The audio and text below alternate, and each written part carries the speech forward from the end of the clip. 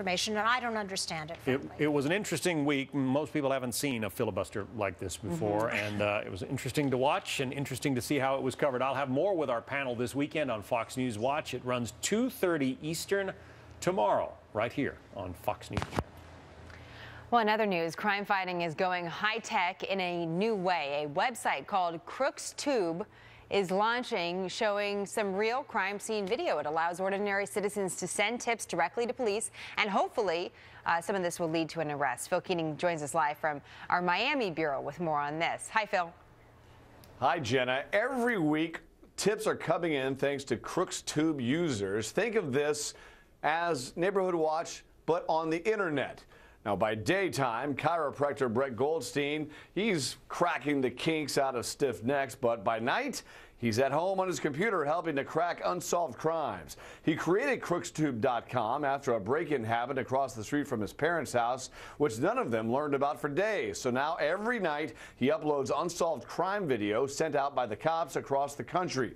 Believing there's a little crime fighter in all of us, about 12,000 Americans now surf these videos on CrooksTube. They feel like they're kind of part of a gang, but a good gang against the bad guys. So as long as this gang keeps growing, hopefully we could take our streets back.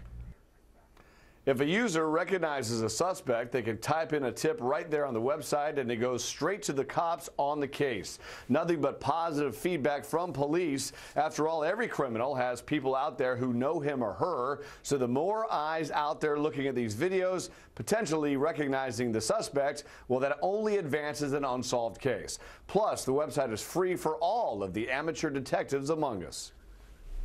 People are doing the right thing because it's not for the financial gain. It's because they want to do the right thing in their community. They want to help solve crime.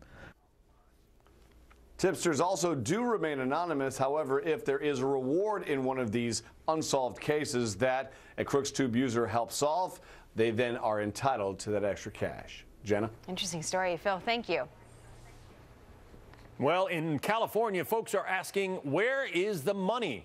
Back in 2011, that cash-strapped state almost had to close 70 parks due to a lack of funds. Now it turns out there was money for the parks all along, and nobody in authority has said anything about it.